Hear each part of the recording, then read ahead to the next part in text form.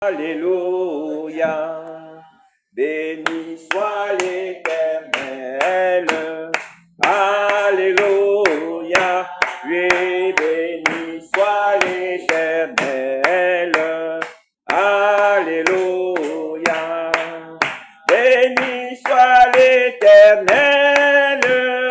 Alléluia, oh, béni soit l'Éternel. Alléluia, l'Éternel ma bannière. Alléluia, oh béni soit l'Éternel. Alléluia, l'Éternel ma puissance. Alléluia, oui, béni soit l'Éternel. Alléluia, l'Éternel est ma force. Alléluia, oui, béni soit l'Éternel. Alléluia, l'Éternel ma puissance. Alléluia, oui, béni soit l'Éternel. Alléluia, l'Éternel ma puissance. Alléluia, oui, béni soit l'Éternel. Oh, alléluia, l'Éternel ma bannière. Oh, alléluia, oh, béni soit l'Éternel. Alléluia, et sois loué. Alléluia, et sois loué. Oh, qu'il soit loué. Alléluia, qu'il soit loué. Oh, qu'il soit loué. Alléluia, qu'il soit loué. Oh, qu'il soit loué. Alléluia, qu'il soit loué. Il m'a aimé. Alléluia, il m'a aimé. Oh, il m'a aimé. Alléluia, il m'a aimé. Il me soutient. Alléluia, il me soutient. Oh, il me soutient. Alléluia, il me soutient. Akumama, alléluia, akumama, oh, akumama, alléluia, akumama, oh, akumama, alléluia, akumama, oh, akumama, alléluia, akumama. J'aime Jésus, j'aime Jésus, j'aime Jésus, et sois loué. J'aime Jésus, j'aime Jésus, j'aime Jésus, et sois loué. Et sois loué, alléluia, sois loué, oh, il soit loué, alléluia, il soit loué, et soit loué, alléluia, et soit loué, il soit loué, alléluia, il soit loué, alléluia. Oh, il m'a béni, alléluia, il m'a béni. Joie, joie, joie, joie tous les jours. En Jésus, et à la joie, tous les jours. Joie, joie, joie, oh joie tous les jours. En Jésus, à la joie, tous les jours. Oh victoire, victoire, victoire, victoire, victoire tous les jours. Oh oui, en Jésus, et à la tous les jours. Oh bonheur, bonheur, bonheur, bonheur. Oh oui, le bonheur tous les jours. Oh en Jésus, il y a le bonheur tous les jours. Amen. Nous allons appeler la parole avec les jours de gloire. Amen. Nos têtes inclinées. Quel jour de gloire, quand Jésus m'a sauvé. Quel jour de gloire, quand Jésus m'a sauvé. Quel jour de gloire, quand Jésus m'a sauvé. Quel jour de gloire, quand Jésus m'a sauvé. Ce n'est plus moi qui vis, c'est la parole en moi. Ce n'est plus moi qui vis, c'est la parole en moi. Ce n'est plus moi qui vis, c'est la parole en moi. Quel jour de gloire, quand Jésus m'a sauvé. Quel jour de gloire, quel jour de gloire. Oui, quand Jésus m'a sauvé. Quel jour de gloire. Oui, quand Jésus m'a sauvé. Quel jour de gloire. Oui, quand Jésus m'a sauvé. Quel jour de gloire. Quand Jésus m'a sauvé.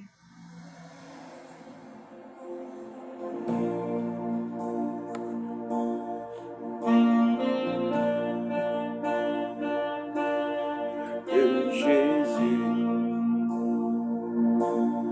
la victoire est dans le sang de Jésus. La victoire est dans le sang de Jésus-Christ. La victoire est dans le sang de Jésus. La guérison, le sang de Jésus. La guérison est dans la guérison est dans le sang de Jésus-Christ. La guérison est dans le sang. La puissance,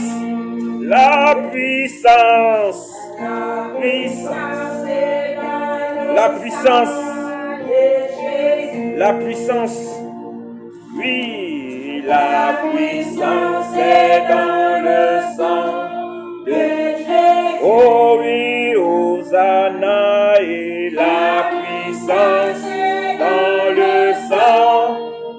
le sang de Jésus-Christ. La puissance est dans le sang de Jésus. La délivrance est dans le sang.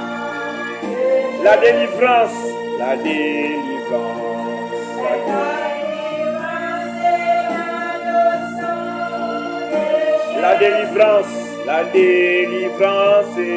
délivrance est dans le sang, dans le sang, dans le sang de Jésus, la délivrance, dans le sang de Jésus, il y a la délivrance, le pardon, est dans le sang, le pardon est dans le sang de Jésus. Le pardon est dans le sang de Jésus. Le pardon est dans le sang. La guérison, il me guérit ce matin. Guéris-moi ce matin. Guéris-moi ce matin. Et dans le sang. Guéris-moi ce matin. Hosanna, la guérison, le sang. Viens ici ce matin, le grand médecin. Viens me guérir ce matin. Viens guérir mon frère. Viens guérir ma soeur. Oh, la victoire. La victoire dans le sang de Jésus. La victoire dans le sang de Jésus. Sur tous les terrains, j'ai la victoire par le sang de Jésus. Dans toutes les situations, j'ai la victoire dans le sang de Jésus. Dans le sang, dans le sang. Oui, la victoire dans toutes circonstances. Même quand je suis tombé, mais j'ai la victoire par le sang de Jésus. La victoire est dans le sang de Jésus. Amen. Seigneur Dieu Tout-Puissant, nous t'en sommes infiniment reconnaissants ce matin. Bénis la parole, Seigneur. Bénis ton serviteur. Mets-le de côté, Seigneur. Prends le contrôle en toutes choses. Que ton onction descende. Ferme ma bouche pécheresse. Mais remplis-moi de ton esprit. Afin que je proclame tes oracles. Sois béni ce matin. Bénis-nous chacun de nous ici présents. Et que la gloire te revienne en toutes choses. Dans le nom de Jésus. Amen. Amen. Que Dieu vous bénisse. Asseyons-nous. Amen. Asseyons-nous un instant. Shalom, shalom. Amen. Acclamons pour notre Seigneur. Amen. La Bible dit, là où deux personnes sont assemblées à son nom, il est au milieu de nous. Amen. C'est cela la parole. Elle ne pourra pas changer. Amen. Vous savez, le plus souvent, lorsqu'il y a des choses qui arrivent, parfois on se pose la question, Seigneur, pourquoi ceci, pourquoi cela? Pourquoi je suis la seule qui va à l'église dans ma maison? Pourquoi je suis la seule qui prie? Pourquoi je suis le seul qui croit comme ça? Amen. Mais ça a toujours été ainsi. Parce que tous les hommes de Dieu, toutes les femmes de Dieu, toutes les filles de Dieu, amen, ont toujours été d'une manière ou d'une autre solitaires et incompris des gens. Amen. Vous serez toujours incompris des gens, mais vous serez toujours connus de Christ. Amen. Parce que Christ est votre absolu. La parole qu'il a envoyée par ses serviteurs est aussi l'absolu. Amen. Chacun de nous ici a eu son temps de grâce et a encore un temps de grâce tous les jours qu'il fait. Tous les jours que tu es là, c'est un temps de grâce. Seigneur, pourquoi tu me comptes encore parmi les vivants? Amen. Mais Seigneur, regarde mes erreurs. Regarde mon passé. Même mon futur, je suis incertain. Amen. Mais moi, je m'abandonne seulement à toi en me disant, au fond de moi, je ne suis plus seul. Il y a quelque chose hormis moi-même qui habite aussi en moi. Amen. Et cette chose, c'est la vie éternelle. La vie éternelle, vous l'avez déjà. Le jour où vous commencez à vous rappeler qu'il est votre rémunérateur. Amen. Qu'il est celui-là qui est votre absolu. C'est là où la vie éternelle entre en vous. C'est là où le royaume de Dieu entre en vous. Et personne ne peut vous l'enlever. Même dans la mort, elle restera. Amen.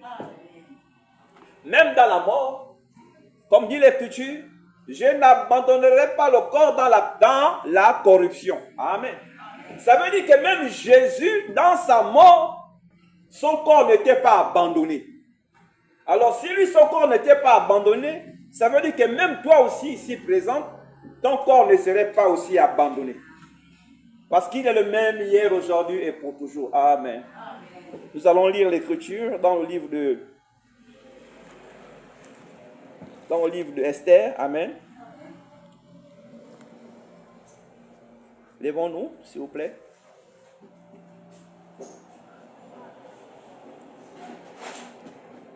Dans le livre de Esther, au chapitre 1er, Amen.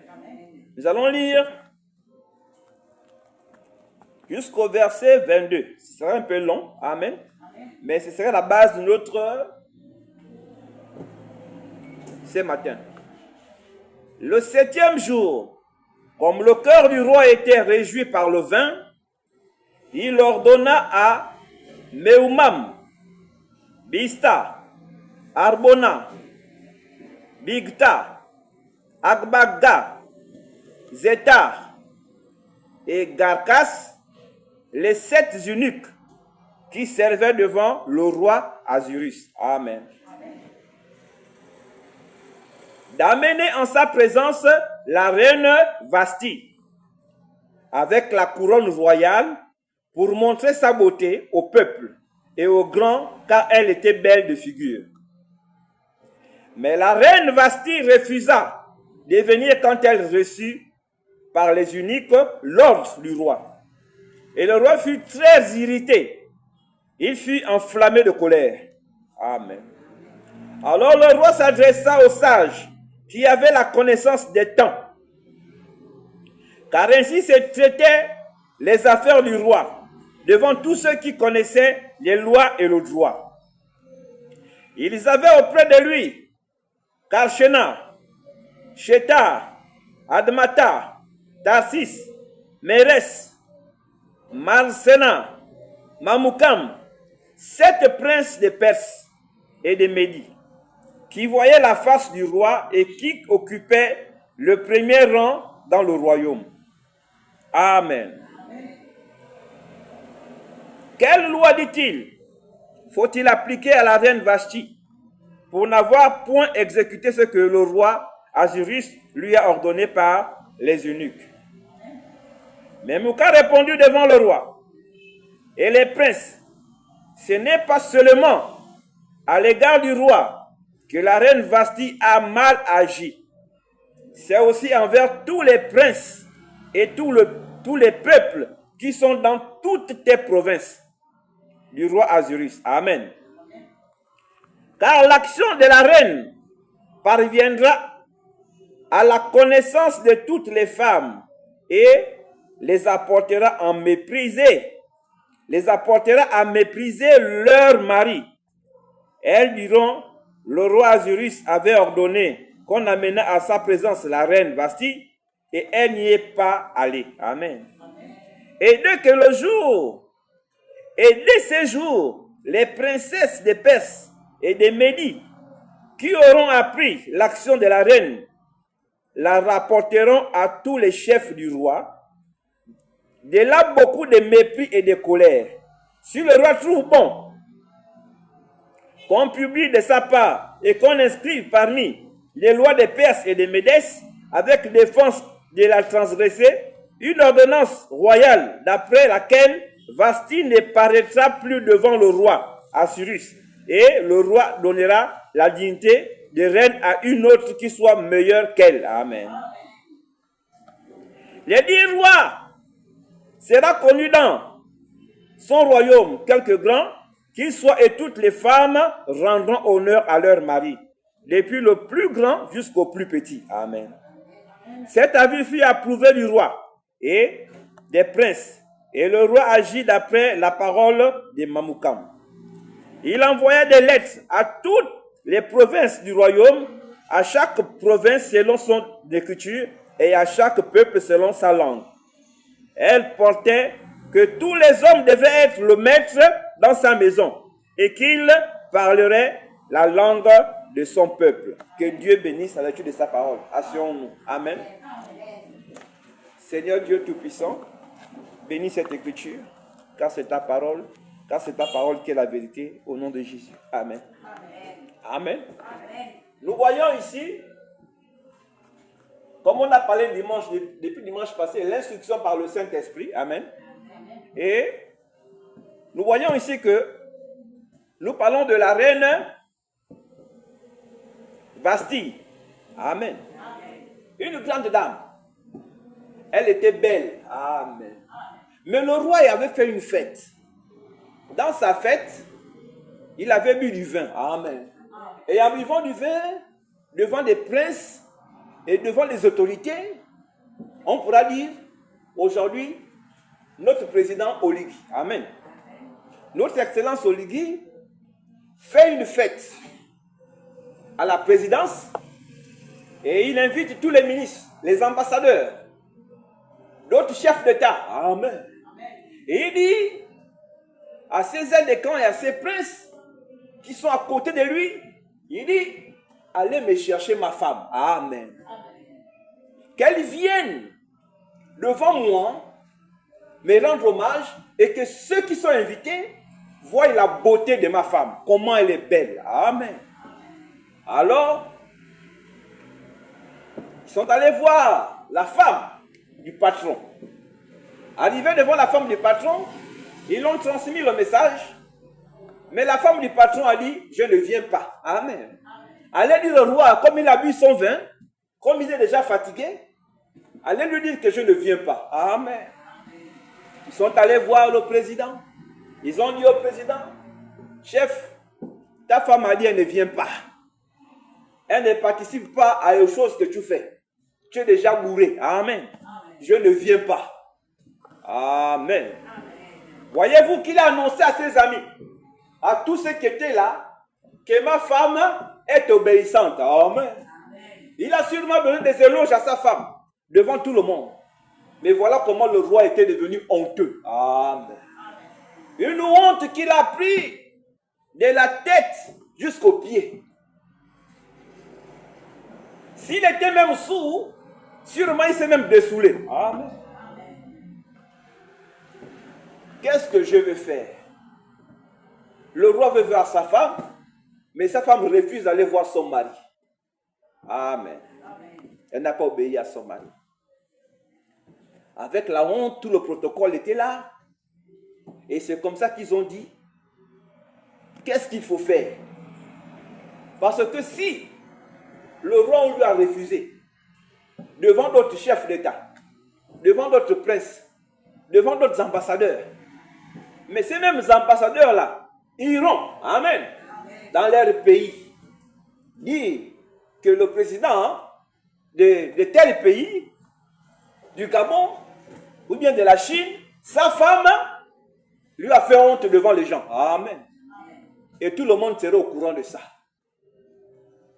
Il n'aurait plus de respect.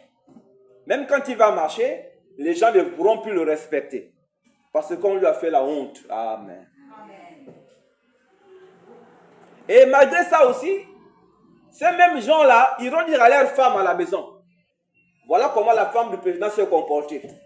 Et lorsqu'elles diront cela à leur femme, alors leurs femmes aussi diront aussi à leur mari, mais si un grand roi comme celui-là, on lui a manqué de respect, qui es-tu toi pour que je te manque pas aussi de respect? Amen.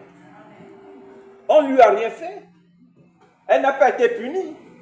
Et toi, que peux-tu me dire? Alléluia. Donc, c'est ainsi qu'ils sont allés en conseil. Il a convoqué tous les princes, tous les sages, tous ceux qui connaissaient la loi et les temps, en les convoquant. Hein? Amen. Ils sont arrivés devant le roi. Et près du roi, les choses ont commencé à déraper. Amen. Ô roi, si tu laisses ta femme là, sans sanctionner, ce qui est évident, même nous-mêmes, nos femmes à la maison, ne vont plus nous respecter. Même nos filles ne vont plus nous respecter. C'est pourquoi je disais au départ que la femme a une grande importance dans la société. Amen. Lorsqu'une femme manque de respect à son mari, elle ne manque pas seulement de respect à son mari, mais elle manque de respect à toute la famille de son mari. Amen. Le fait qu'une femme manque de respect à son mari, même devant lui-même, ou encore plus pire, devant même un membre de sa famille, de la famille de son mari, c'est à toute la famille de son mari qu'elle a manqué de respect. Parce que ça va se rapporter. Alléluia. Alors, ils ont dit, comme c'est comme ça, nous allons la disqualifier. Nous allons trouver une autre femme pour lui remplacer automatiquement. Amen. Le roi aimait Vasti. Vasti était belle de visage. Mais où allait-il trouver encore une belle femme comme Vasti? Amen. Alors ils ont proclamé une loi et une ordonnance à toutes les filles qui vivaient dans le royaume de venir vers le roi. Celle que le roi va apprécier, celle-là va remplacer Vasti. Amen. Et il y a eu ça. La femme l'a humilié, mais lui là, qu'est-ce qu'il a fait? Il a encore humilié aussi la femme pour gagner l'autorité. Amen. Il a appelé toutes les filles d'Israël, toutes ces femmes-là. Elles sont passées devant lui. Amen. Mais il y a une qui avait attiré son attention. Elle qui était pauvre, qui était esclave. Hébreu. Amen. Et c'est celle-là qui fut maintenant la femme du roi. Celle qui s'appelait Esther. Amen. Et c'est celle qui est devenue la femme du roi à la place de Vasti. Donc c'est pourquoi, mes bien-aimés, quand tu as ton mari, prends soin de lui. Amen. Parce que il peut te remplacer du jour au lendemain. C'est lui qui fait, ou celle qui fait la force d'un foyer, c'est d'abord la femme. Et vous allez remarquer, pour connaître même comment est une maison, comment est le comportement d'une maison, ou même d'une église, comme disait Frère Branham, regardez le comportement des femmes qui sont à l'intérieur. Amen. Comment elles s'habillent, comment elles fonctionnent, comment elles se comportent. Tu comprendras l'esprit qui est dans la maison. Si tu vois que la femme est sauvage, elle est colérique, elle est bagarreuse, elle est ivrogne. Amen. Il faut comprendre une chose dans la maison là. C'est une maison à problème. Amen. C'est pourquoi beaucoup, même de nos parents, n'allaient jamais épouser dans certaines maisons. Il y a des familles où les gens disaient, la famille, il ne faut pas l'épouser là-bas. Elles sont légères. Elles sont sauvages. Va épouser plus loin. Amen. Il y a des familles, même jusqu'à aujourd'hui, il y a des familles comme ça. Des familles instables. Où si tu vas épouser, tu vas ramasser les problèmes de ta vie. Malgré la beauté, malgré l'argent, malgré le luxe, mais tu vas ramasser les problèmes de ta vie. Amen. C'est pourquoi nous n'épousons pas la beauté d'une femme, mais nous épousons le caractère d'une femme. C'est le caractère que nous épousons. Ce n'est pas l'apparence extérieure. Parce que l'apparence extérieure est trompeuse. Amen. Que dit l'Écriture? On a vu des femmes pauvres épouser des princes, n'est-ce pas? On a vu des folles épouser des rois. Amen. Mais c'est quoi? C'est le caractère. Tu peux faire l'école. Tu peux être instruite. Tu peux avoir fait des voyages dans des pays. Mais si tu as un mauvais caractère, tu n'iras jamais en mariage. Alléluia. Il y a des femmes qui croisent un homme aujourd'hui. Frère Branham nous dit que non. Pour connaître l'esprit de quelqu'un, ce n'est même pas 10 minutes. En 5 minutes, tu connais qui tu es en face de toi. Je dis bien en 5 minutes. Si tu es une femme spirituelle, si tu es un homme spirituel, si tu vois une femme en 5 minutes seulement, de conversation, tu vas discerner l'esprit qui est en elle, ou bien l'esprit qui est en lui. Amen. tu comprendras et tu sauras quel genre d'individu tu as en face de toi.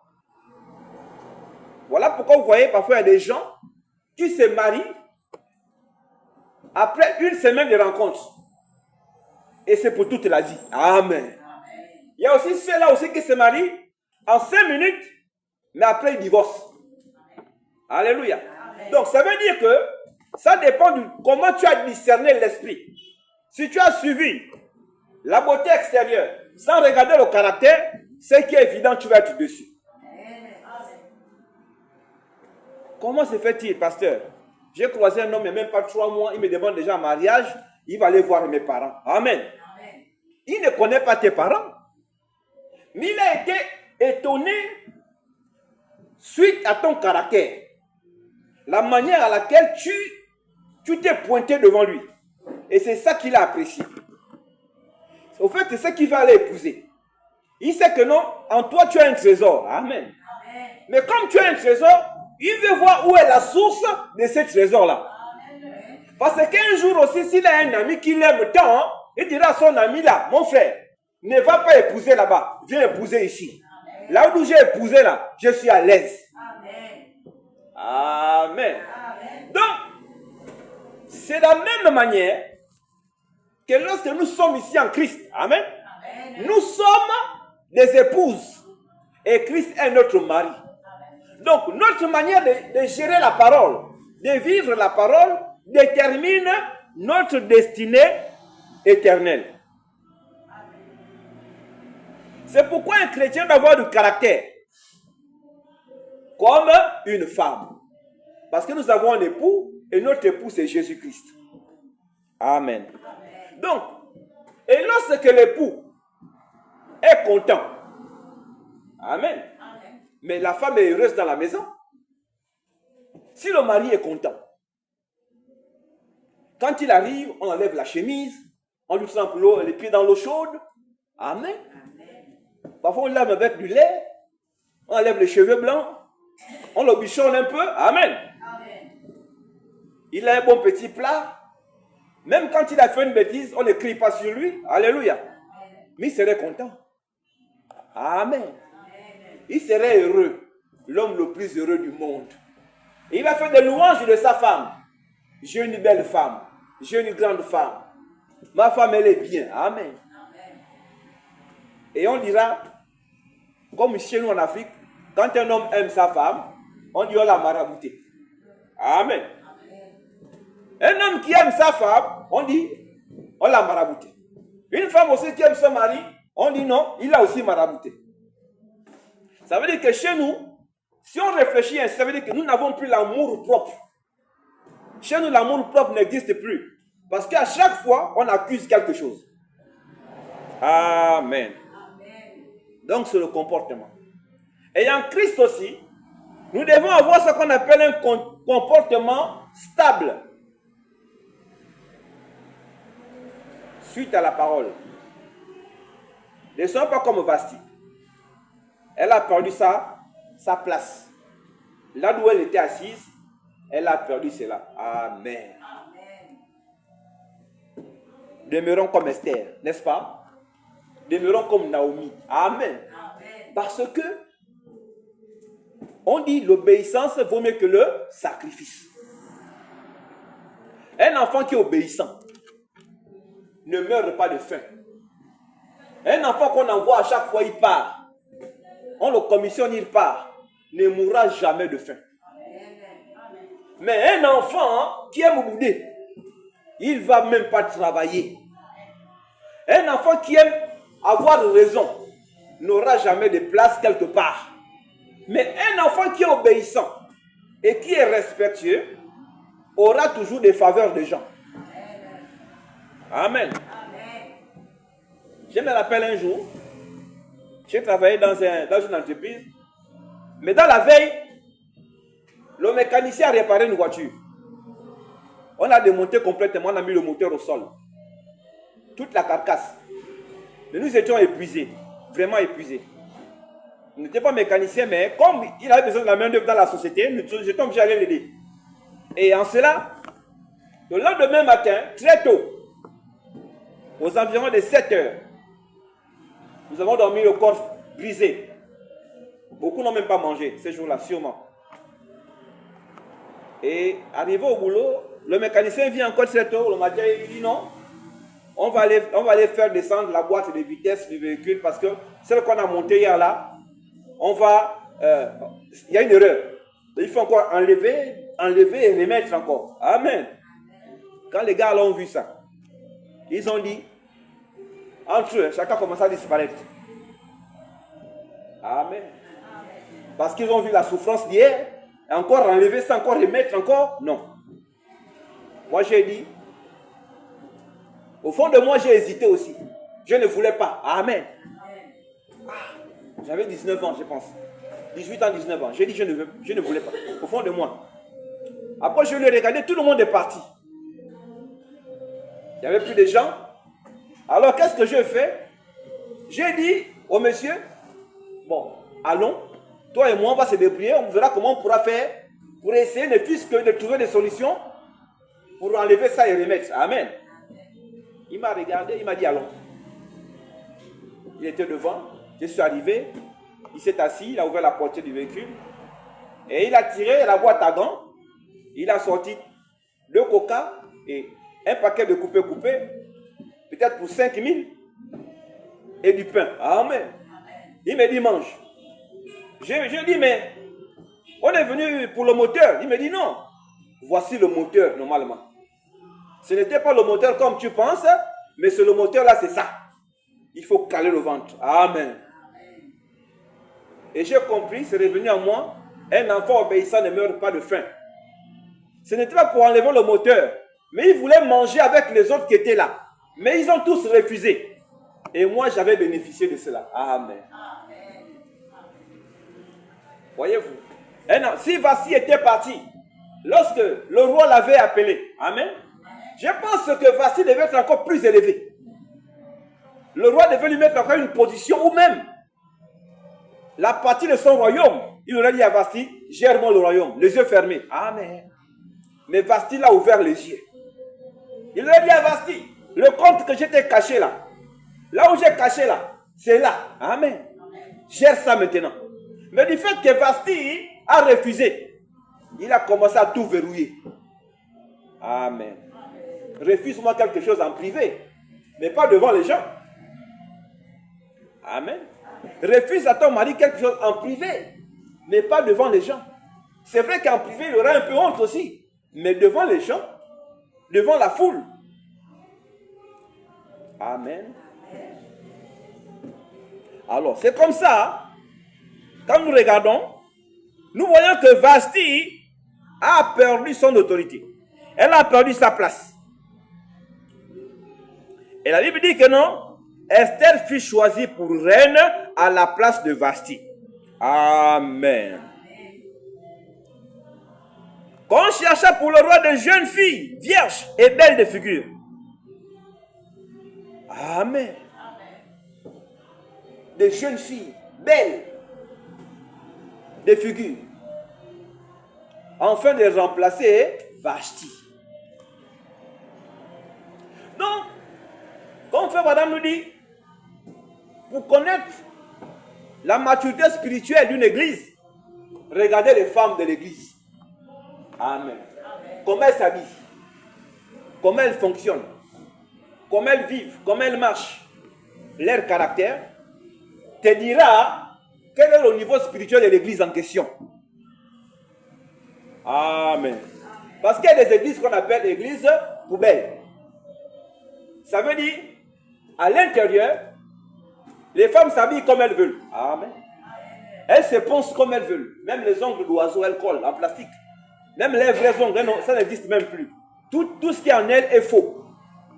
Les cheveux sont faux. Les ongles sont faux. Les dents sont faux.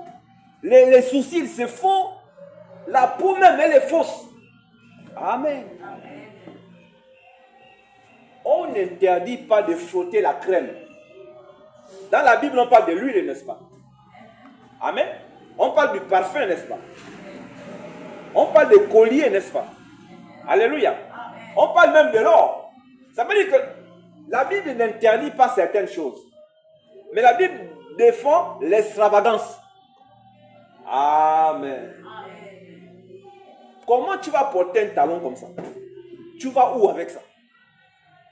Maintenant, s'il y a un danger, tu vas courir comment? Amen. Tu vas courir comment? Tu marches maintenant comme ça. Alléluia. Mais prends ce qui est moins. Tout ce que tu mets au-dessus, c'est l'extravagance.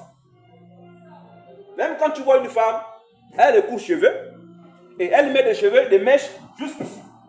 Amen. C'est l'extravagance. C'est pour montrer que non, je suis en train de passer. Amen. Tu montres ça à qui? Et le pasteur accepte ça. Le mari accepte ça. Les parents acceptent ça. Elle vient à l'église avec une petite jupette comme ça, serrée. Amen. Et le pasteur accepte ça. Elle vient, tout ça c'est ouvert. Le haut transparent, on voit même les tétons. Elle s'assoit même devant là, elle ouvre les jambes. Amen. Alléluia. Amen. Donc vous voyez, il y a des choses que parfois beaucoup d'assemblées, beaucoup de personnes, beaucoup de familles acceptent, mais ils oublient que derrière ça, il y a un esprit. Et l'esprit là va perturber toute une famille, toute une église. C'est pourquoi les anciens dans l'église doivent avoir ce qu'on appelle une maturité spirituelle. Une manière de gérer les jeunes filles et les jeunes qui arrivent. Amen.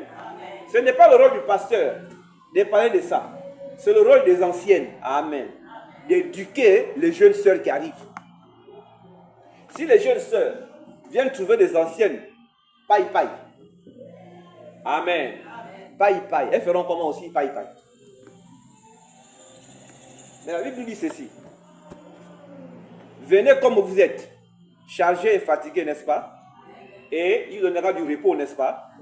Donc ça veut dire que si toi tu viens dans le monde, avec tes tenues, tes accoutrements, moi en tant que révérend, je ne peux pas te chasser. Amen.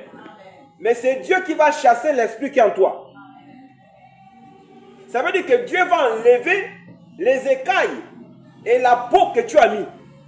De la même façon que le serpent nu enlève sa peau, de la même façon aussi que toi aussi la parole va enlever ce que tu as mis là. Amen. Une femme présentable. La beauté de la femme, ce n'est pas le maquillage. On m'a dit au village, quand tu peux connaître qu'une femme est vraiment belle, visite-la le matin. Amen. C'est le matin que tu sauras si elle est belle ou pas. Ce n'est pas la nuit. Non. La nuit, elle a tout frotté. Elle a mis tout le mensonge du monde. Les faux cheveux, les faux ongles, les fausses dents, la fausse taille même. Parce que les talons, c'est la fausse taille. Si tu ne fais pas attention, elle met un long pantalon, bien une longue jupe, tu vas penser qu'elle est grande. Amen. En temps, elle est courte. Elle arrive même déjà ici. Mais c'est maintenant après, quand tu as déjà tout dit, tout promis. Amen. Les femmes savent ça. Que lorsque l'homme fait un vœu, il est difficile à un homme réel de retirer son vœu vers une femme. Amen. Oh, je veux de toi. Et si tu veux de moi, est-ce que tu peux m'accepter comme... Mais oui, je veux. Puisqu'il veut. Et maintenant, lorsqu'il a juré par lui-même que non, je veux. Et lorsqu'il découvre l'erreur devant, le plus souvent, c'est un couple malheureux qui est là. Amen. Que Dieu vous bénisse encore. Amen. Je pense que c'est ça la vérité. Amen.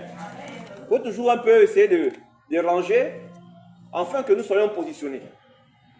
La force d'une église, ce n'est pas le pasteur seulement, mais c'est aussi les membres, les femmes, la discipline. Amen. Amen. Tu peux avoir ton ami. Tu vis en Christ avec lui. Vous avez fait un enfant. Amen. Il y a même ceux-là aussi, comme dit Hébreux chapitre 11, qu'il est difficile à ceux-là qui ont déjà goûté au don céleste et quand ils sont tombés de revenir à la repentance. Amen. Il est difficile, mais il n'est pas dit impossible. Amen. Il est difficile, mais pas impossible. Ça veut dire que tu peux avoir des chutes. Tu peux être chrétien un temps et après tu auras des problèmes, des difficultés, mais ne reste pas là. Lève-toi et continue la marche. Amen. N'abandonne pas la marche. Parce que le but de Satan, c'est quoi? C'est que tu sois culpabilisé. Il va mettre la culpabilité au fond de toi. Enfin que tu te dises que tu es perdu. Amen.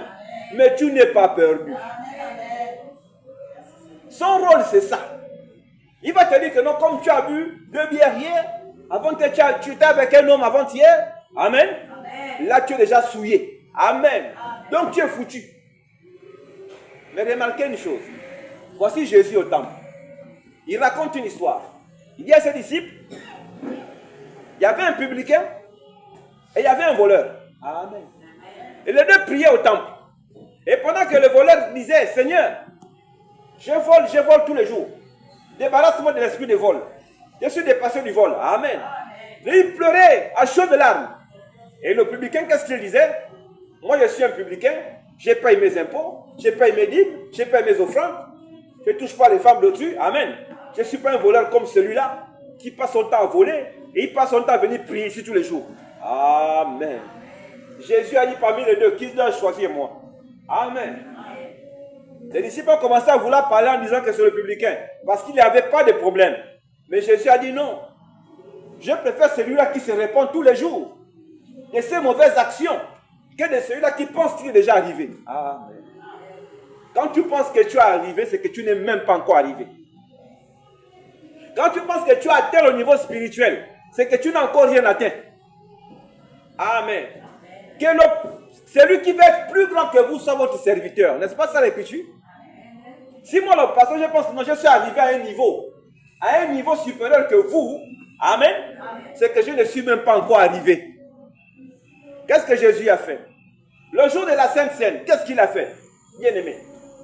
Lui qui est le roi des rois, le Seigneur des seigneurs, la vie éternelle, le chemin, la vérité et la vie. Amen.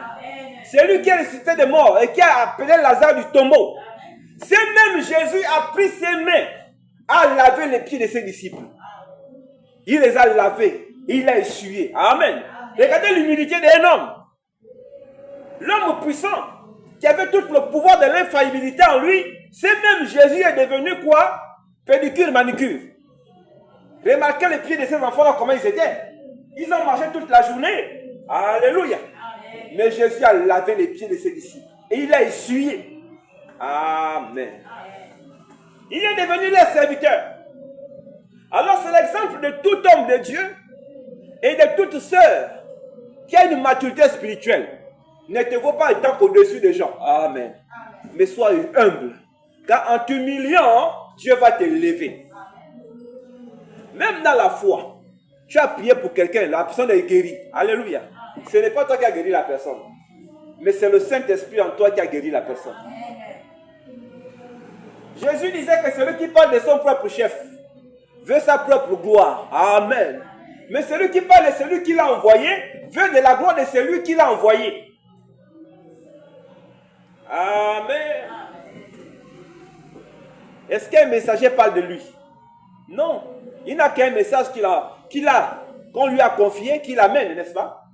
Mais il n'y a que celui-là qui n'a pas de message,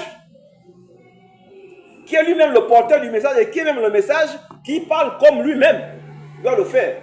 Parce que la Bible dit ceci, Jésus quand il parlait, même au temple quand il enseignait, il n'enseignait pas comme les pharisiens et les sadducéens. Il enseignait avec autorité. Amen. Ça veut dire que il parlait de lui-même. Il n'avait pas peur de dire certaines choses. Amen. Regardez, il a dit, ici il y a plus que Salomon. Et après il a dit encore, cette écriture est accomplie. Amen. Voyez-vous, il ne parlait pas de quelque chose qui était loin, mais il parlait de quelque chose qui est déjà là. Amen. Et la parole de Dieu est là en ce moment, ce matin.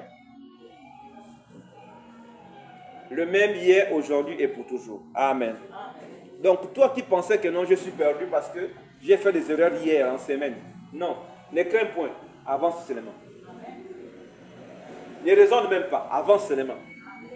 Dis à Satan, tu n'es qu'un menteur. Tu n'es qu'un menteur. Tu ne pourras pas m'empêcher d'aimer Dieu. Tu ne pourras pas m'empêcher de le servir. Malgré mes faiblesses. Amen. il ne m'abandonnera jamais. Quand vous allez remarquer une chose, quand vous regardez par exemple les militaires marcher, vous allez remarquer une chose, que parfois vous allez voir des courts devant et des grands derrière, n'est-ce pas? Mais ne vous en faites pas. Même quand ils font le sport, vous allez voir parfois des femmes, des courts devant et les grands sont derrière, n'est-ce pas? Amen. C'est le même système. Ça veut dire que qu'est-ce qui se passe? Toi qui es faible ici, on te met devant. Amen. Donc ceux qui sont forts là vont courir à ton rythme, afin de cacher ta faiblesse. Amen. Ça veut dire que nous les forts, on doit être derrière pour vous pousser. Mais si nous sommes devant et on vous met derrière, vous serez loin. Et vous serez perdus. Amen. Donc c'est pourquoi nous aimons toujours mettre les faibles devant et les forts derrière. Amen. Donc ne vous inquiétez pas. Toi qui es faible, sache que Dieu te met devant. Voilà pourquoi il dit, toi qui es faible, tu serais pas la queue, mais toujours la tête. Donc il prend toi qui est néant, il te met devant. Et je vous allez remarquer une chose. David était petit, il a fini roi, n'est-ce pas? Amen. Les prophètes qui étaient des petits, ils ont fini grands. Il a toujours pris du petit pour amener ça vers le grand. Amen. Comme on dit souvent, les premiers seront les derniers. Ce n'est pas parce que tu as commencé la course en vitesse que tu vas la remporter. Parce que c'est celui qui est derrière. Il viendra au fur et à mesure, vous bouffez. Vous bouffez, vous bouffez, vous bouffez, et il est la victoire, n'est-ce pas? Pas parce que tu es venu à l'église depuis 6 mois, depuis 3 mois, et moi j'ai vu depuis 2 jours, depuis 3 fois, depuis 1 fois, amen, que toi qui es là depuis, tu as la solution, non. Que Dieu vous bénisse encore. Alors je vais lire ici.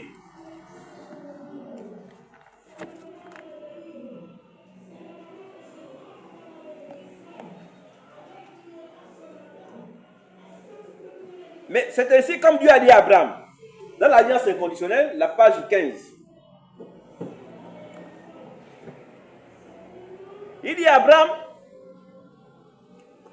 Abraham, je vais te montrer comment je vais le faire. Et il a juré par cela. Il a juré qu'il le ferait. Ensuite, observez ce que Dieu a fait. Il est allé là et il a dit à Abraham, il a endormi.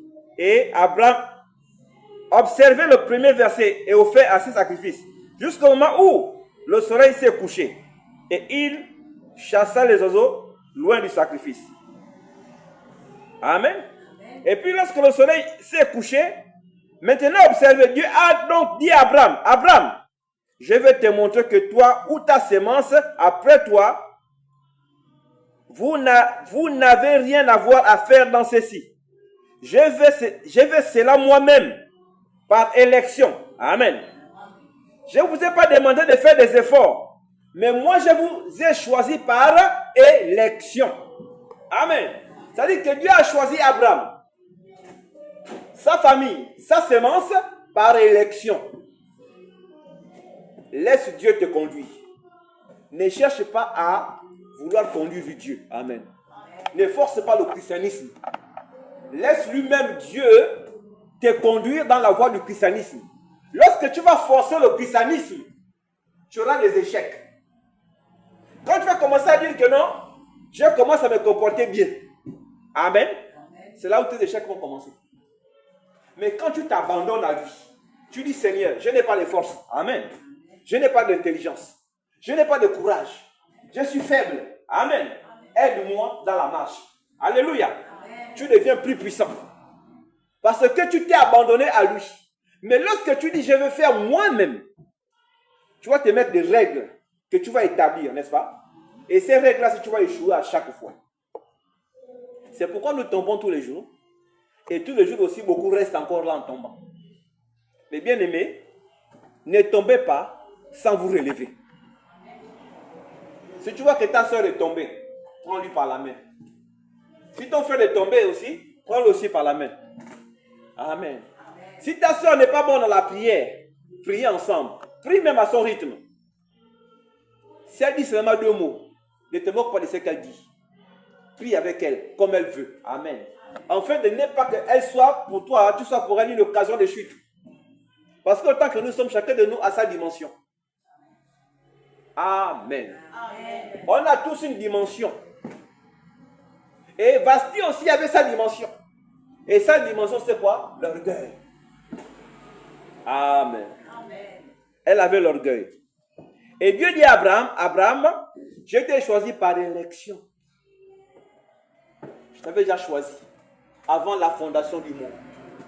Avant qu'une étoile ne soit née, je t'avais déjà connu, préconnu, choisi et destiné pour telle et telle chose.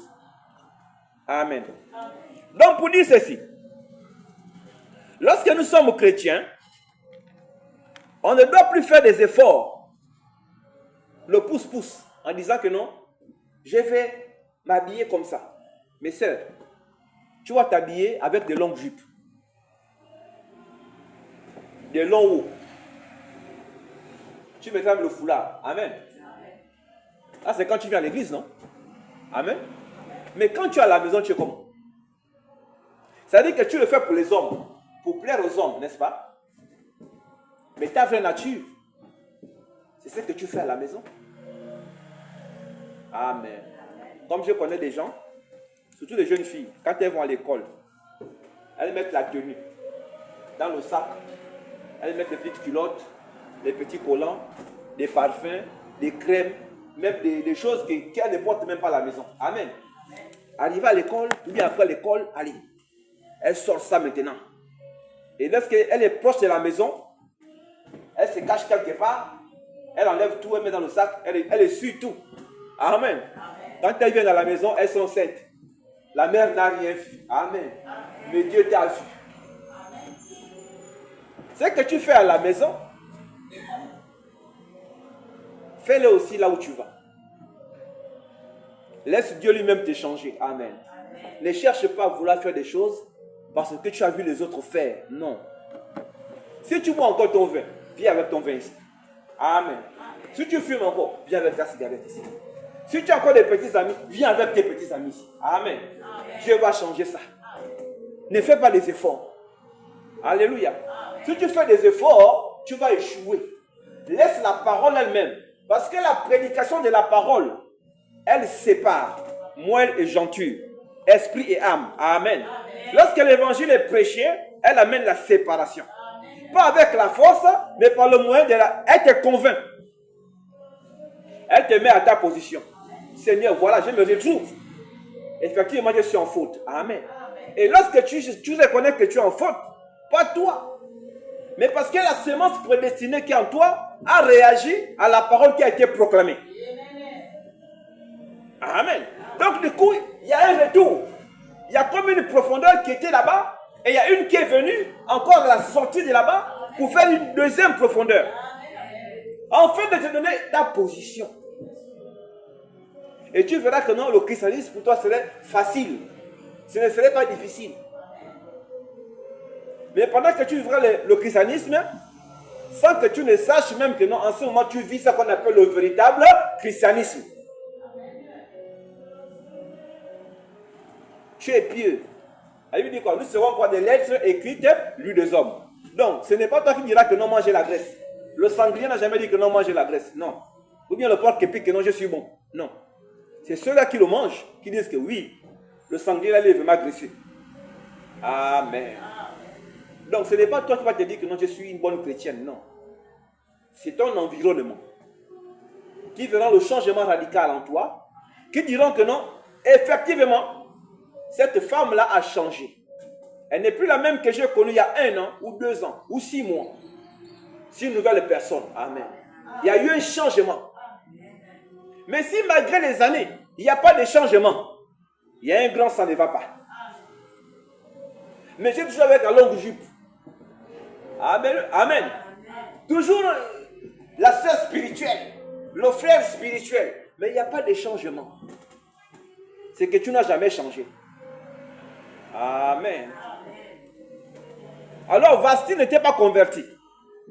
La femme du roi n'était pas convertie. Il a pris une fille du monde. La Bible dit ceci. Elle était belle de visage, n'est-ce pas? Il n'a pas aimé le caractère. Il a aimé la beauté de Vasti. Et tellement Vasti était belle, quand le roi est passé par là, un jour, il a vu cette belle dame. Il a dit, celle doit être ma reine. Amen. Vous allez remarquer que la majorité des hommes qui sont parfois, on dit vilains, ils aiment les belles femmes. Amen. Ils sont parfois même noirs plus que moi. Mais ils aiment les femmes métisses. Les femmes blanches. Amen. Ils sont même vilains, laids. Mais ils aiment les belles femmes. Alléluia. Vous allez voir des femmes aussi qui sont vilaines. Vilaines. Mais elles aiment les beaux garçons. Quand elle voit un beau garçon, elle sait bien qu'elle est laide. Amen. Mais elle veut le beau garçon là. Amen. Mais comme je disais ma foi, on n'épouse pas la beauté, on épouse le caractère. Amen. Alors donc Vasti est allé vers le roi. Et le roi vers Vasti, c'est parce que tout simplement le roi a vu la beauté de la femme. Mais s'il avait pris le caractère de la femme, ou même si elle était belle, il avait examiné au départ, il n'aurait pas eu la honte qu'il a eue. Il appelle sa femme devant les gens et la femme refuse. Amen. Donc, voyez-vous, la Bible dit que l'enseignement est la colonne vertébrale d'une église. Une église qui n'est pas enseignée. C'est une église qui est morte. Si vous n'êtes pas enseigné dans ces choses, vous n'êtes pas des bons chrétiens. Amen. Parce qu'un soldat, avant d'aller à la guerre, il doit être d'abord formé. Un enseignant, avant d'aller enseigner, il doit être formé. Un médecin, avant d'aller soigner, il doit être d'abord enseigné. Mais on ne te prend pas pour aller te faire t'enseigner sur le corps de quelqu'un qui est malade. Amen. Tu vas aller faire l'expérience sur quelqu'un qui vient à peine de sortir de l'école de médecine, qui n'a même pas encore opéré ni quoi que ce soit. Et tu vas le confier ton corps. Est-ce que tu peux accepter ça? Amen. Tu ne connais pas faire les techniques d'opération. Jamais tu as opéré le cerveau. Mais toi, on te dit maintenant tu es médecin du cerveau, va opérer le cerveau. Et je sais que non, tu vas à peine de sortir de l'école, même pas une semaine. Amen. Moi, je prends celui qui a l'expérience. Celui qui a déjà duré. Amen. Celui-là, c'est au moins, même s'il rate, mais il est quand même couvert par les autorités. Parce qu'on sait que non, ce n'était pas un bandit. Si cela est arrivé, c'est que c'est Dieu qui a voulu ainsi. Mais pas un novice. Alors donc, le roi, qu'est-ce qu'il a fait? Il a aimé la beauté. Et nous sommes clairs dans ça. La Bible dit que non, Jésus n'avait même pas l'apparence de celui qu'on pouvait regarder. Il n'attirait aucun regard. C'était un homme insignifiant. Quand tu voyais Jésus, on te dit que c'est Jésus, tu ne crois même pas. Parce qu'il était un homme du peuple. Et voilà pourquoi le jour où il a été vendu, quand il a été trahi, comme les gendarmes de ce temps-là, les pharisiens et les sadducéens, n'arrivaient pas à le distinguer des autres. Comme Judas était proche de lui, parce que Judas était le trésorier, et il faisait des comptes avec Jésus et le reste, c'est pourquoi Judas avait dit à ces gens-là que c'est lui que vous allez voir que j'embrasse, que je fais un baiser. Amen. C'est celui-là qui est Jésus. Parce que quand ils sont arrivés, ils n'ont pas vu. Ils ne savaient pas qui était Jésus. Tellement ils se ressemblaient. Amen. C'est pour dire ceci. Lorsque vous devenez chrétien, vous ne ressemblez plus à vous, mais vous ressemblez maintenant à lui. Amen. Vous ressemblez maintenant à Jésus. Donc, vous le ressemblez de la tête aux pieds. Vous devenez une même personne. Amen. Donc, ce n'est plus toi qui chasses le démon, mais c'est Jésus qui est en toi qui chasse le démon. Ce n'est plus toi qui guéris le malade, mais c'est Jésus qui est en toi qui guérit le malade. Ce n'est plus toi qui purifie le lépreux, Mais c'est Jésus qui est en toi qui purifie le lépreux. Amen. Même l'enlèvement, ce n'est pas toi qui es enlevé, mais c'est Jésus qui est en toi qui s'enlève encore. Amen. Donc il repart seulement vers lui, là où il était au commencement. Ça veut dire que Jésus, autant que nous sommes, puisque nous sommes, il est omniprésent. Amen. Il est omnipotent et il est omniscient. Amen. Et étant omniprésent, étant omnipotent, et étant même lui-même Elohim, donc c'est lui qui vit par lui-même. Amen. Donc lorsque nous partons même dans les noces, même dans la fête, même dans le millénium, alléluia, nous allons vivre seulement sa vie en lui. Et nous devons le savoir. Ce n'est pas une affaire de mystification, mais c'est une affaire de réalité. Alléluia. Vous n'êtes pas sauvé aujourd'hui. Moi, je ne suis pas sauvé aujourd'hui. Amen. Sauvé depuis, avant la fondation du monde. Mais je suis dans le plan de Dieu. Nous sommes tous dans le plan de Dieu. Et ce que nous vivons aujourd'hui, ce ne sont que des expériences que Dieu fait au travers de nous. Mais le diable va te faire comprendre que non, lui, il a une puissance. Il n'a aucune puissance. Il n'a aucun pouvoir. Le diable, c'est un instrument que Dieu utilise. Amen. Il dit ceci. Qui vais-je envoyer aller séduire la câble? Un esprit de mensonge est venu. Mais comment est-ce que Dieu est en train de siéger quelque part? Mais un esprit de mensonge vient devant lui et dire, moi je vais aller. Et Dieu dit, bon, va et tu vas réussir. Amen. Mais comment Satan peut venir pendant que Dieu est en conférence avec ses fils dans le ciel? Il vient, il dit à Dieu, il rentre, il demande, il parle avec Dieu. Et Dieu lui pose des questions, mais où toi tu viens d'où toi? Il dit, mais moi je suis là, je me balade un peu partout. Il dit à Satan, mais est-ce que tu as vu mon fils Job là-bas sur la terre? Il n'y a personne comme lui. Amen. Le diable parle avec Dieu. Dieu parle avec le diable. Le diable rentre pendant que Dieu est en conférence avec ses enfants et leur pose des questions. Et le diable dit, mais je l'ai vu.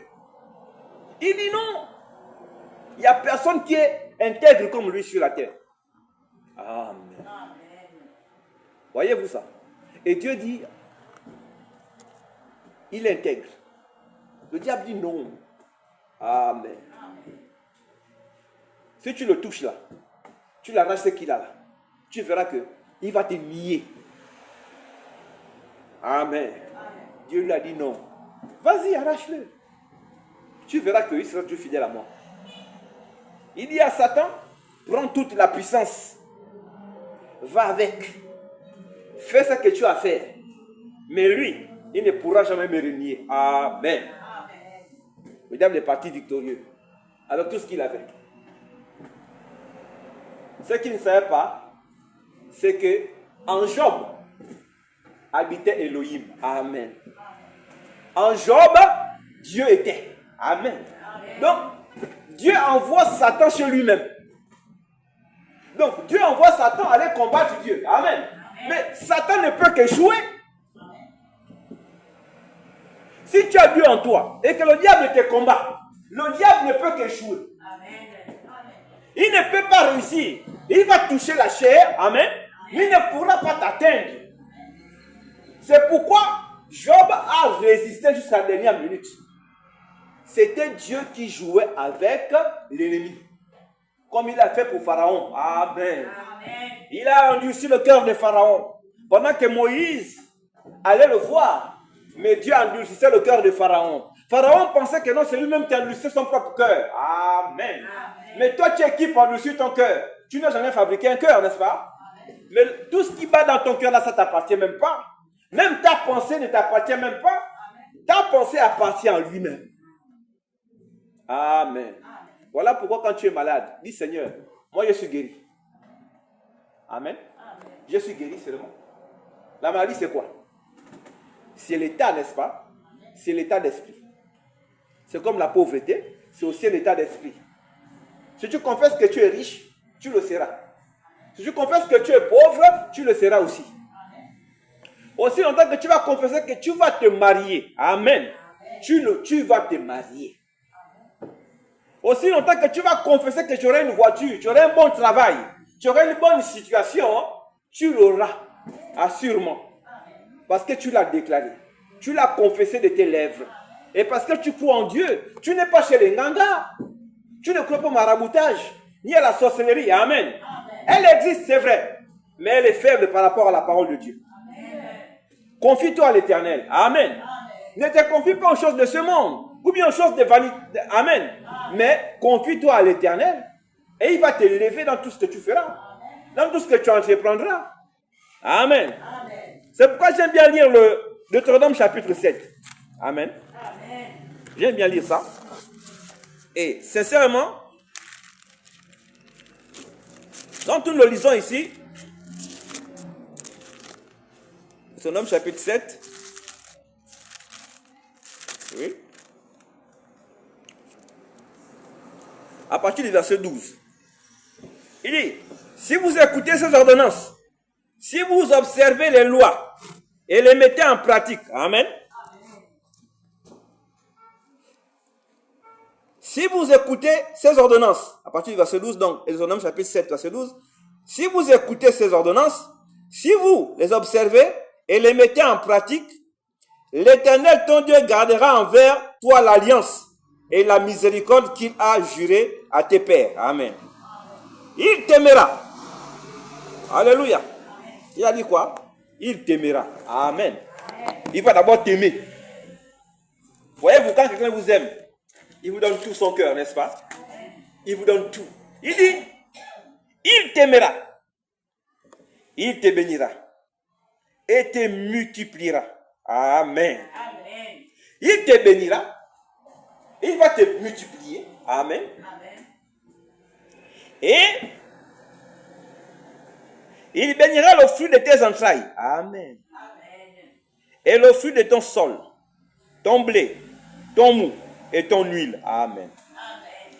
Les portées de ton gros et de ton menu bétail dans le pays qu'il a juré à tes pères de te donner. Amen. Amen. Tu seras béni plus que tous, plus que tous les peuples. Amen. Amen. Il n'y aura chez toi ni homme, ni femme stérile, ni bête stérile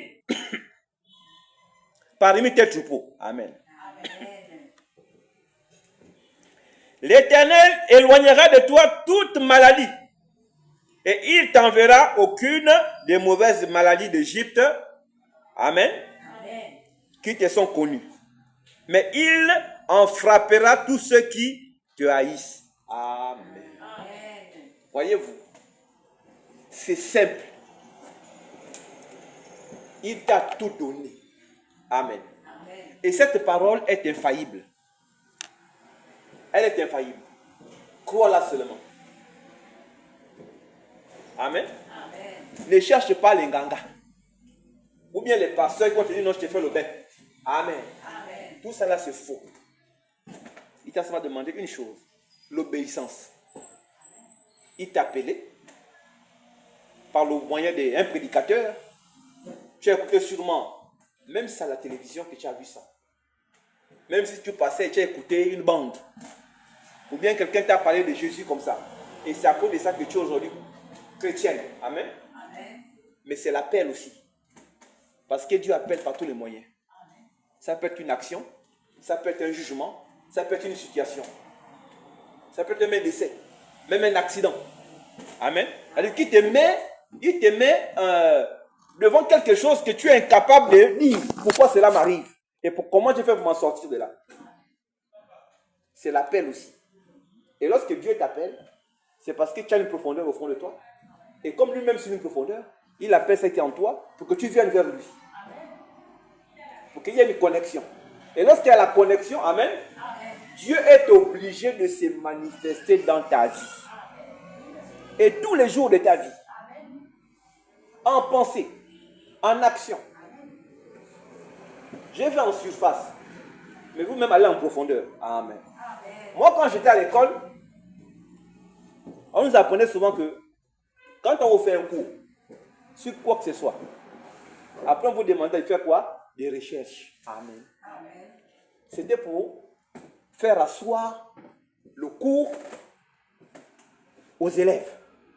Donc, on les demandait, on les expliquait quelque chose, on faisait sûrement un résumé, et après, on les demandait d'aller faire des recherches. Des recherches personnelles. Amen. Et je vous dis ceci, tout ce que je vous dis, faites des recherches.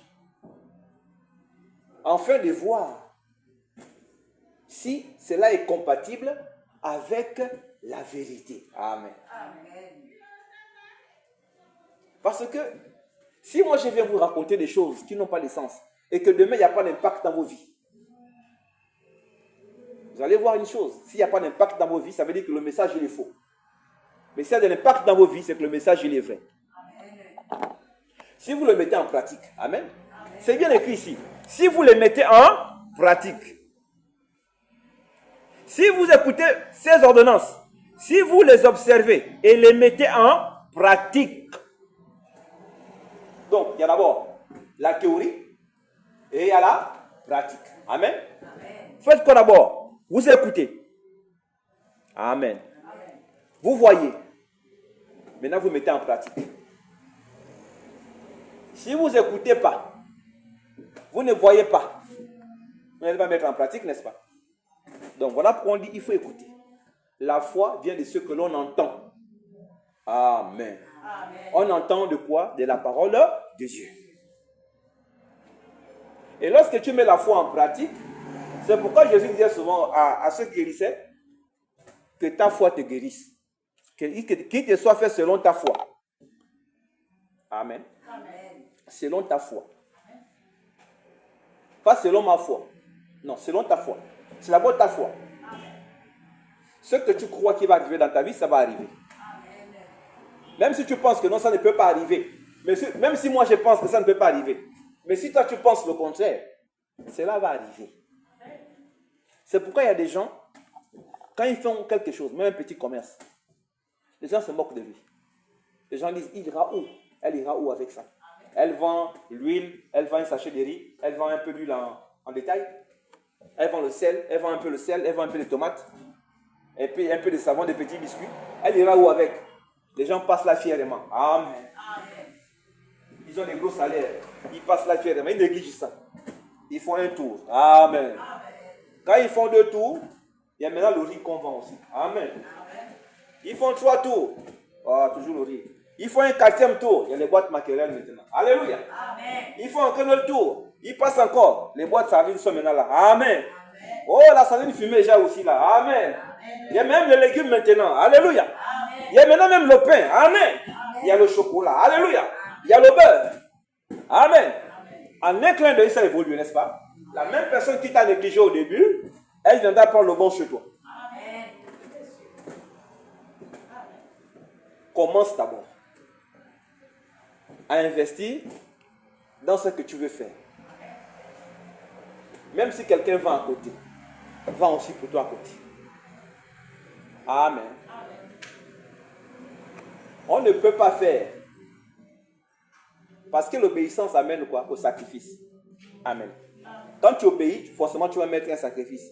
Sacrifice c'est quoi? Ça veut dire qu'à un moment donné, tu peux perdre. C'est comme tu peux gagner. Tu peux commencer. Le mois ça ne marche pas. Tu peux même tout prendre et jeter. Amen. Mais c'est Dieu qui te met aussi à l'épreuve. Il veut voir, il veut forger en toi un caractère. Parce que si une femme enfantait sans douleur, elle n'aurait jamais su la valeur d'un enfant. La douleur, c'est le mal là qui fait que la femme reconnaît que non, je suis femme. J'ai mal. Amen. J'ai ressenti quelque chose. Et quand tu tapes son enfant devant elle, c'est comme si tu l'as ramené encore la douleur qu'elle avait eue là-bas. Amen. Donc, pour dire que, pour que tu sois forte dans ce que tu fais comme activité, il faudrait que parfois tu aies des épreuves, des échecs, mais tu tombes, tu reviens. C'est comme la marche en Christ. Les douleurs que tu perçois aujourd'hui, ça te permet d'avancer. Amen. Frère Bonhomme, qu'est-ce qu'il a reçu? Il a perdu sa femme. Hop, la première, et sa fille. Amen. Oh, ils sont tous morts. Il a même pris un fusil, il a chargé, il s'est mis, il a tiré sur lui-même. Mais la balle n'est pas partie. Amen. Vous voyez le degré d'un prophète qui veut se suicider. Regarde les preuves qu'il a reçues. Il prêche comme ça là, il n'y a même pas un membre dans l'église. Et quand il ouvre même l'église prend feu. Il y a l'incendie, l'église détruite. Amen. Il est maintenant sans église. Il se dit, Seigneur, tu m'as envoyé. Mais comment l'église prend feu? Mais qu'est-ce que les gens vont penser de lui? Mais comment une église peut prendre feu? Amen. Sûrement, c'est Dieu n'est pas d'accord avec lui. Voilà pourquoi Dieu a incendié son église, n'est-ce pas? L'église a pris feu. Il a été chassé par tout le monde. Incompris par tout le monde. Amen. Même par sa belle famille, mal compris.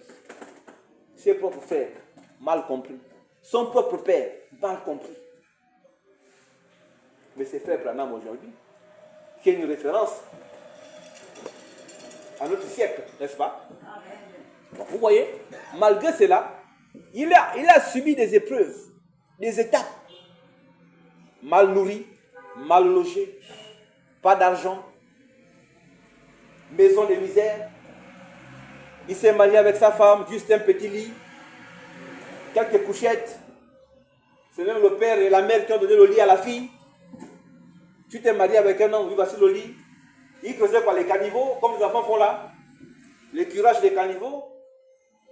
Un blanc, il cure les caniveaux dans son pays. Amen. Mais il mangeait avec ça. Après les caniveaux, il venait à l'église, il prêche. Parfois, il n'y a même personne, il prêche seul. Amen. Mais il a eu des épreuves. Mais toi, tu as eu quelle épreuve? Et tu commences déjà à bouder. Amen. Tu commences à ne pas suivre. Prends une référence. Seigneur, montre-moi la vie des frères Branham. Montre-moi la vie des apôtres. Montre-moi la vie du Seigneur. Maintenant, montre-moi ma vie. Amen. Quand tu feras la comparaison de ta vie et leur vie, là, tu pourras dire quelque chose. Mais s'il n'y a pas match, sœur, continue à avancer. Amen.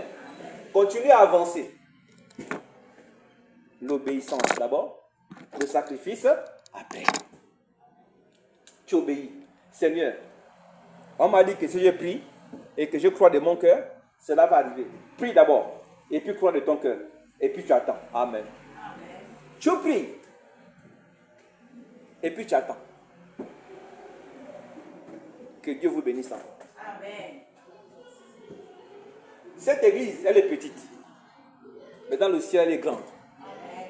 La preuve. On a trouvé les médicaments ici, non? Amen. Devant la porte, les gens balançaient les médicaments là. Ou dans une enveloppe, les médicaments, écrits n'importe comment. Mais pourquoi ils ont fait ça? Là où il n'y a rien. Amen. Amen. Là où il n'y a rien. Rien ne peut se passer. Vous avez remarqué une chose. On est venu ici. L'église a été ouverte, n'est-ce pas? Vous n'avez pas remarqué que non? Quand les sorciers sont passés par là, ils ont dit non. Comme l'église l'a ouverte, nous aussi on va ouvrir ici l'église aussi à côté, n'est-ce pas? Ils ont ouvert combien? 3 églises là. Là. 1, 2, 3. Amen. Ils ont ouvert 3 églises. Je pense qu'il y a 4. Hein? Derrière le corps, n'est-ce pas? 4. Voilà. 4 églises. Mais comment vous venez? Il y a une église, vous ouvrez encore 4 églises. Amen. Amen. Mais ça veut dire beaucoup de choses. Parce que je vous dirais une chose. Il y a des gens qui sont sorciers, qui ne sont pas des pasteurs, mais qui sont des sorciers. C'est-à-dire qu'eux, la nuit, ils voyagent. La nuit, ils vendent. Et ils savent que là, il y a la lumière. Et ils prêchent pourquoi? Pour l'argent. Amen. Amen. Ils prêchent pour l'argent. Donc, tout est faux. Avant qu'on ne vienne ici, il y avait combien d'églises? Il n'y en avait pas. Il y avait que Sion. Hein? Amen. Il n'y avait que Sion qui était là. Après Sion, il y a eu X. Il y a eu Y. Il y a encore Y maintenant. Et là, maintenant, il balance ces choses chaque fois sur la porte. Et quand il balance ça, il pense quoi? Il met des tueurs, n'est-ce pas? Amen. Amen. Mais ils n'auront pas cette victoire. Parce que Jésus est là. Amen. Amen. Jésus est là. Tu ne peux pas être un serviteur de Dieu si tu n'es pas attaqué. Si on ne te chasse pas. Amen. Amen. On va te persécuter. L'église là serait persécutée. La preuve en est que cette église a été persécutée, même moi-même. J'ai passé des séjours en cellule, n'est-ce pas? Amen. Amen. On m'a mis en cellule 2 fois. Moi-même 3 fois. Les gens qui m'ont accusé de tout et de rien, les mêmes personnes là sont restées avec la honte. Amen. Amen. Mais comment il a fait pour sortir d'ici? En temps, on avait déjà tout prévu. Les procès verbaux, les CV, tout ça là. Mais il a appelé même qui? Amen. Amen. Mais c'est Dieu. Amen. Amen. Mais si on les attrape eux, alléluia, amen, ils vont aller pour de bon. J'en suis sûr. Amen. Tu as vu lorsque Pilate a regardé Jésus. Lorsque sa femme a dit à Pilate, chérie, mais l'homme là que tu es en train de vouloir tuer là, de faire tuer là, mais c'est un innocent. Il n'a rien fait. Parce qu'elle avait mal dormi. Elle avait rêvé Jésus.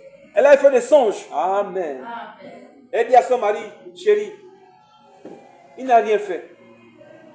Pilate a écouté sa femme. Amen. Amen. Mais il a regardé. Il a vu le peuple juif. Il a vu les Sadducéens. Il a vu les sacrificateurs. Amen. Il a vu sa position de gouverneur. Amen. Amen. Il a regardé. Il a dit, bon, je vais essayer de faire quelque chose comme chez nous à Rome. Si je lave mes mains devant eux, c'est-à-dire que je me libère de celui-là. Amen. Amen. Il a pris de l'eau. Il s'est lavé les mains devant le peuple. Il a dit, je n'ai rien à voir avec Jésus. Son sang est innocent à mes mains. Amen. Amen. Il s'est lavé les mains. Ils ont dit quoi? Si toi tu es innocent, nous on accepte son sang sur nos têtes et sur les têtes même de nos enfants. Amen. Amen. Donc nous on veut le tuer. Et il a dit, bon, comme c'est comme ça, je me lave les mains. Amen. Amen. C'est-à-dire que même Pilate a vu l'innocence de Jésus. Même sa femme est venue voir son mari, chéri, regarde, il n'a rien fait. C'est un homme juste. Alléluia. Amen. Donc, ma bien-aimée, aussi longtemps que tu vas te persécuter, si tu es juste, Dieu va toujours te délivrer. Amen. Si aujourd'hui tu ne fais rien, demain n'oublie jamais une chose. Dieu va te trouver quelque chose. Amen. Pas quelque chose de moindre, le meilleur. Amen. Parce qu'il donne toujours à ses enfants les meilleurs. Pas les moindres. Mais dans le monde où nous vivons, un monde de péché, de séduction, de corruption, un monde où l'enfer et le paradis sont presque mélangés, où le mal et le bien sont presque identiques, où on ne sait plus ce qu'on appelle le bien ou le mal. Amen. Parfois tu penses que si tu fais du bien, en temps tu fais du mal. Regarde un peu nos enfants d'aujourd'hui. Ceux qui sont nés dans les années 80, 70, et ceux qui sont nés dans les années 2000, ils sont nés avec une dimension de connaissance, de réflexion qui est typiquement différente. Amen. Ce que toi tu pensais à l'époque, c'était interdit. Pas ce que tu pensais, mais ce que tu savais que c'était interdit. Aujourd'hui, c'est normal, n'est-ce pas? Comment un enfant va manquer de respect à sa mère et à son père devant les gens? C'est interdit, n'est-ce pas? Comment une femme va porter un collant, marcher avec ça, sans sous-vêtement en dessous, un petit haut ici, elle traîne à ça dans la rue. Mais à l'époque, Sœur Françoise, à ton époque, on devait la mettre là où il y a les fous, non? Ou les folles. On devait la mettre là-bas. Que non, elle dérange la ville. C'est pas bien. Mais remarquez qu'aujourd'hui, elles sont libres. Donc aujourd'hui, il y a ce qu'on appelle la confusion généralisée. On ne sait plus ce qui est bien et ce qui est mal. Et toi qui vas dire que ça c'est mauvais, en même temps c'est la vérité, tu serais mal vu, tu serais mal jugé et mal compris et même emprisonné faussement.